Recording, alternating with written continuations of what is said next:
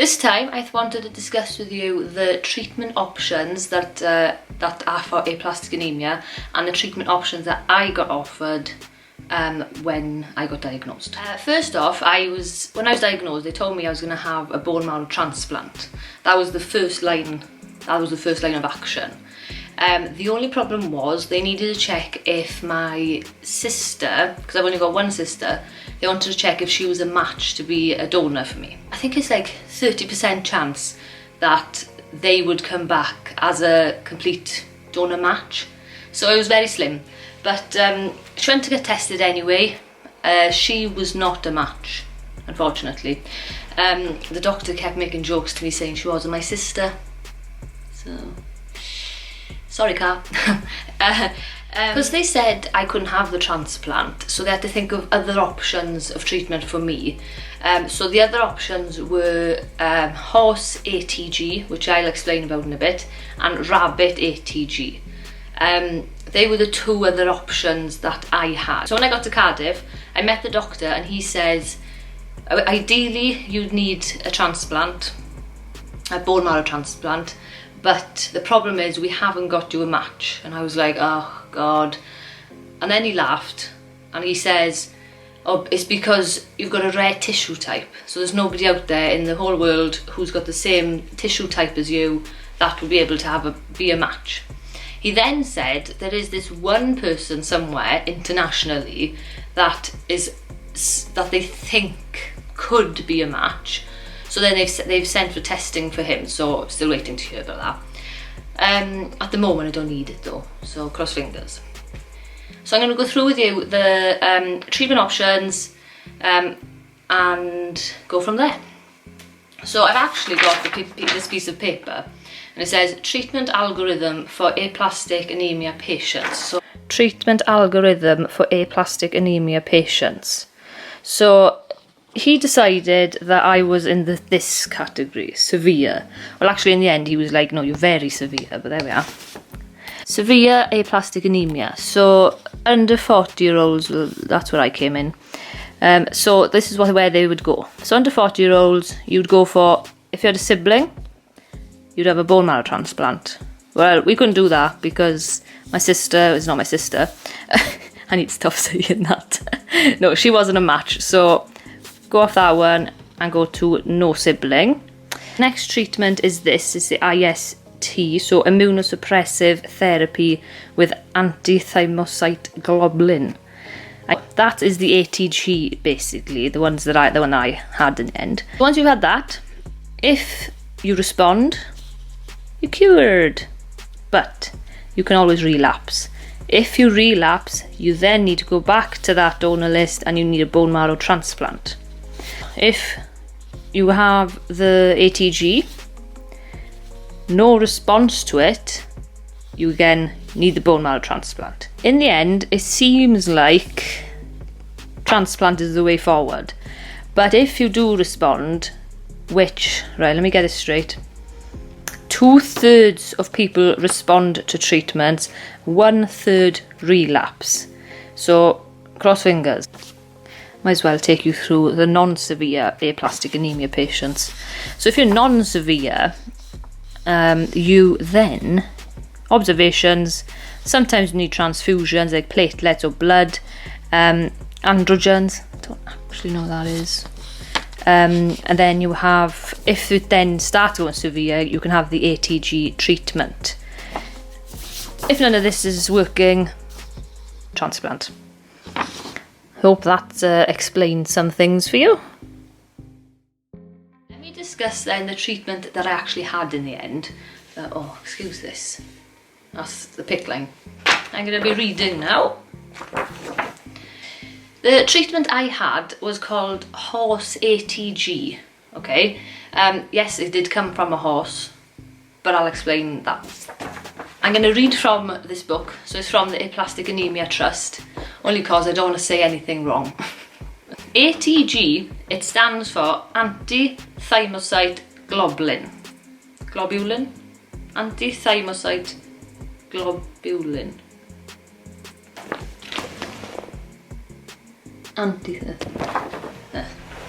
What is antithymocyte globulin? I'm going to call it ATG because I can't say this word. So ATG is a drug made of antibodies that suppress the immune system. ATG is made by injecting horses with white blood cells from humans, and they're called lymphocytes.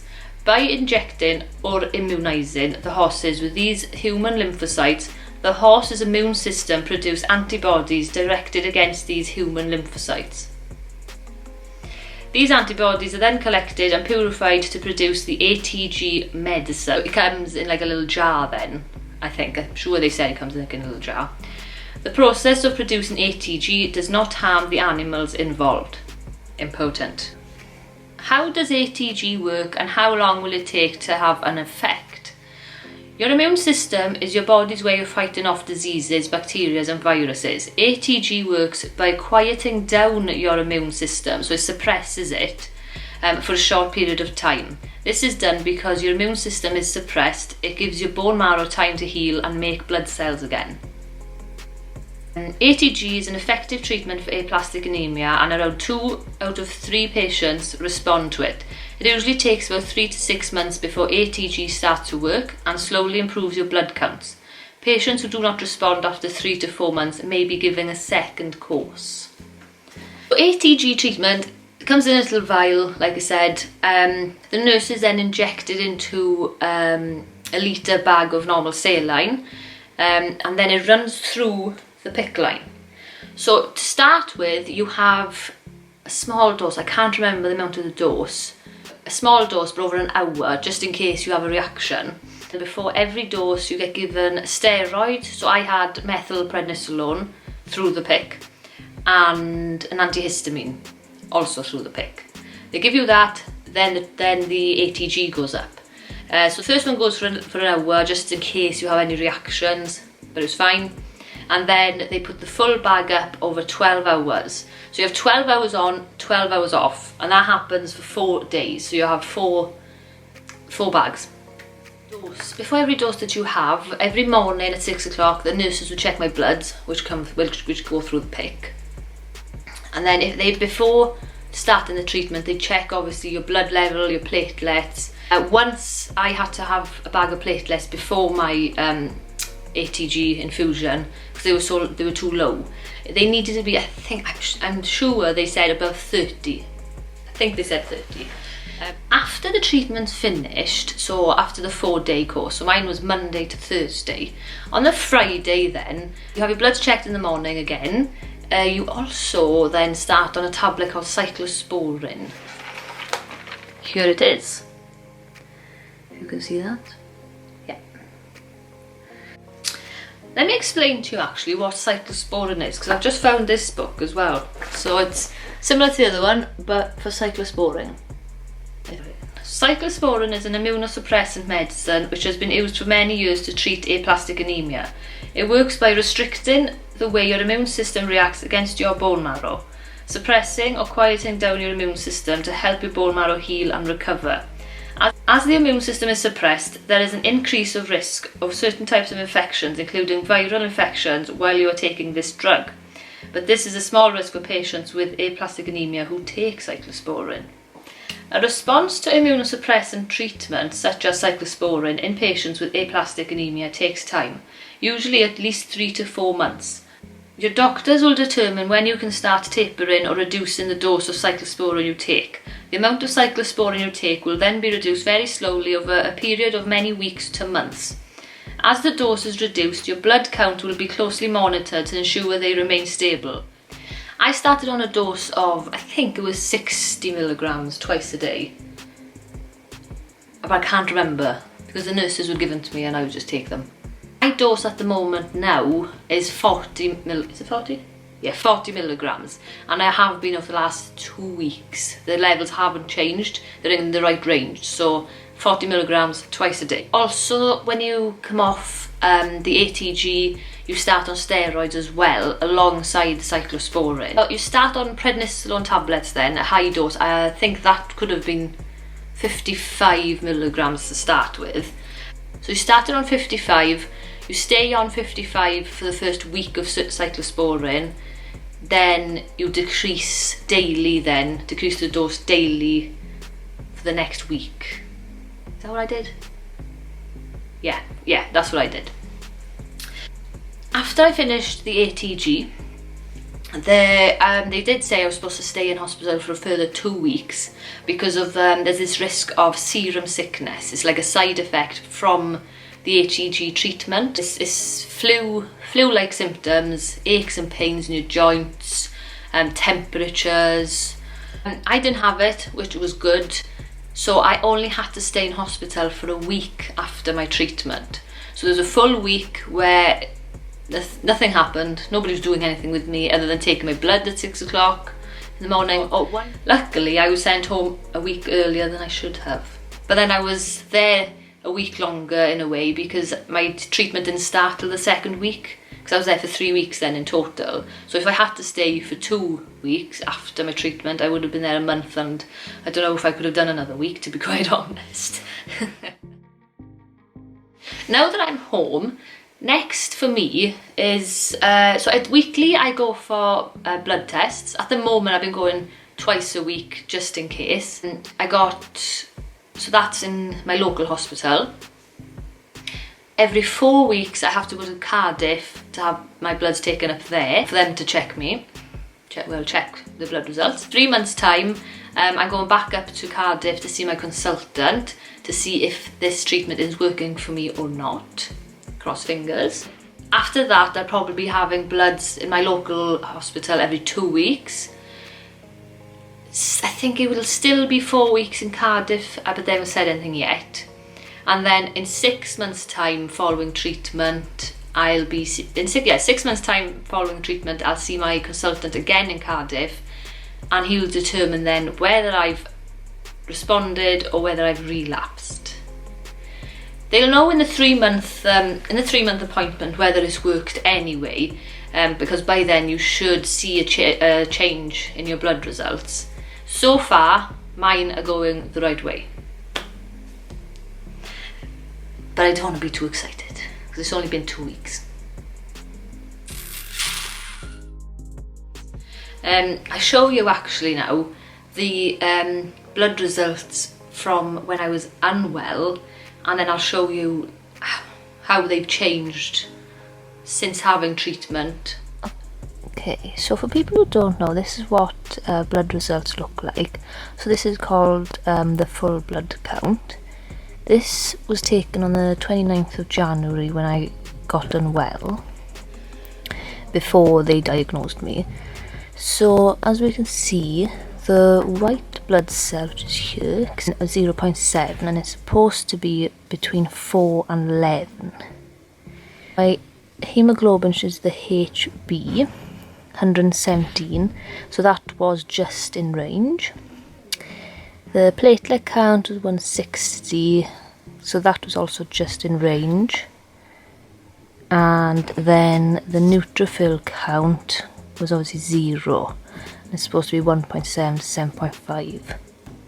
So the neutrophil, obviously, in the white blood cell are the ones that help you fight infection, and I didn't have any. White cell count, but mine was 0.6, so this was back on 19th of February, before I had treatment. And the range is supposed to be 4 to 11. Hemoglobin, so your HB, mine was 98, supposed to be 115 to 165. So that's okay still, but it was low. Platelets here, 108. So they were lower than what's supposed to be, but they weren't too low at this time, because it's supposed to be 150 to 400. Then down here is the neutrophil count. White cells obviously are low, so neutrophil count 0. It's supposed to be 1.7 to 7.5, so being 0 is really bad. So that was before I had any type of treatment. This one then was taken on the 9th of March. So this is when I was on my second day of the treatment. As we can see, the white blood cells come up to 2. so it's saying that it's not quite in range.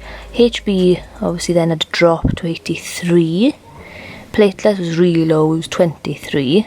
So this morning I needed a transfusion before my treatment because it needed to be above 30. And then neutrophil count 0.1, so still no better.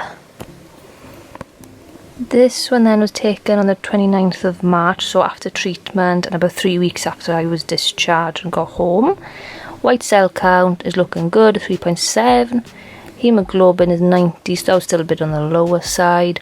Platelets 179, which is really good, so they come up nicely. And the neutrophil count was 2, so that was really good. White cell and the neutrophils, which were low with me in the first place, started getting better, which is a good thing. Living at home, what's this saying on? Life at home for aplastic anemia patients post-ATG. I actually expected that I would be stuck in the house for months and months and months and not been able to leave until things improved, if things improved. But I had this paperwork. I won't run through everything, but I'm just gonna say like the main bits. Basically, this is just a little guideline of what I can and can't do since having the treatment. I have to monitor my temperature twice a day. If your temperature goes above 38, then I need to go to hospital, basically. I need to go in within the hour to have antibiotics. So far it's been 2 weeks and I haven't had a temperature. Basically, it says food safety. Obviously it's that simple stuff, you know. You've got to clean your food, make sure you wash your hands before cooking, make sure things are cooked properly, you know, chicken and stuff. Oh, the one that got me. If you are neutropenic or have low white cell count, it is not advisable to eat takeaway foods. You may eat out at restaurants during the quiet periods. But, good thing for me, I'm nearly not neutropenic anymore. Nearly. What else does it say? Yeah. Avoid alcohol while on cyclosporin. No beer gardens for me. I'll have the Coke, please. Personal hygiene. Well, that's, you know, common sense. Have a shower. Oral care. Oh, some of it is basic. Look at oral care. Make sure you brush your teeth. Well, I mean, that's you know, common sense again. Brush your teeth. Use some mouthwash. Oh, no body piercings or tattoos. Not that I was planning on it. Socialising. So I thought, oh my god, I'm never going to see anybody for like a whole year. No, it is inevitable that you will have contact with other people. However, avoid contact with infected people, those with colds and sore throats and coughs or whatever.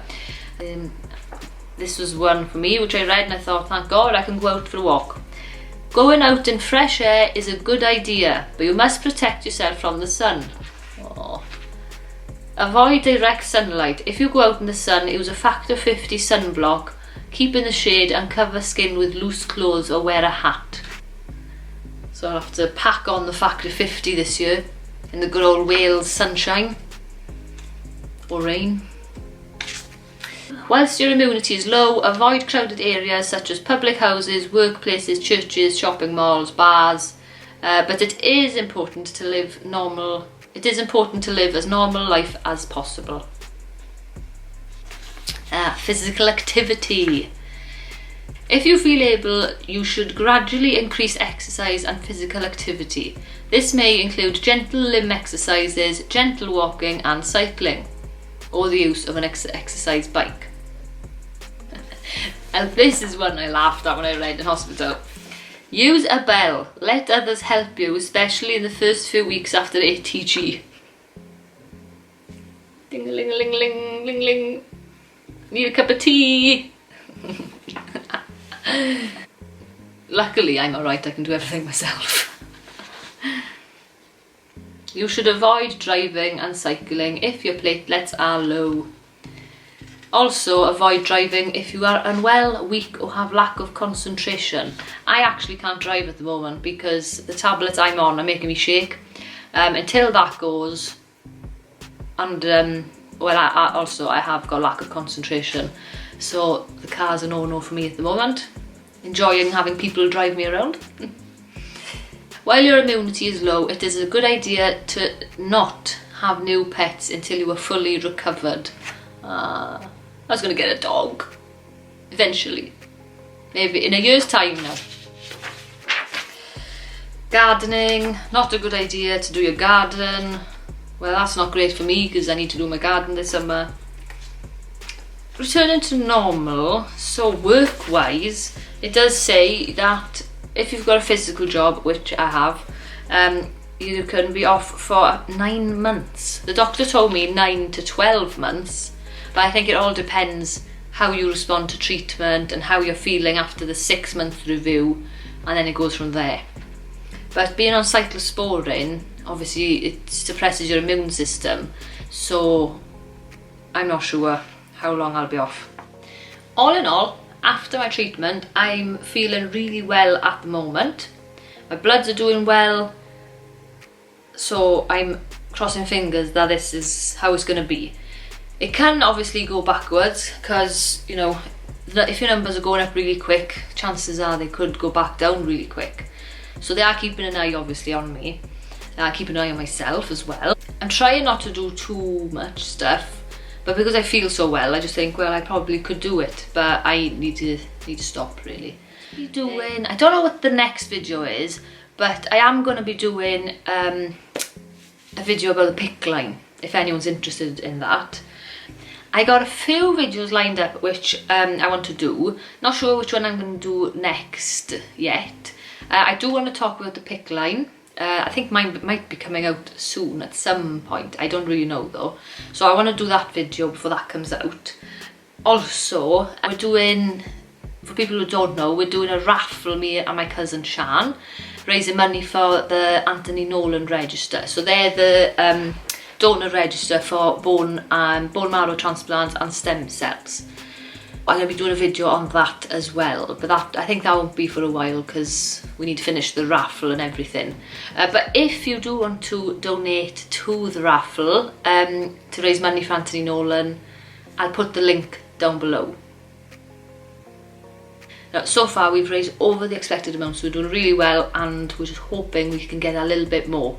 It's not for me to find a donor match as such because, you know, but it'll help somebody find a match out there somewhere.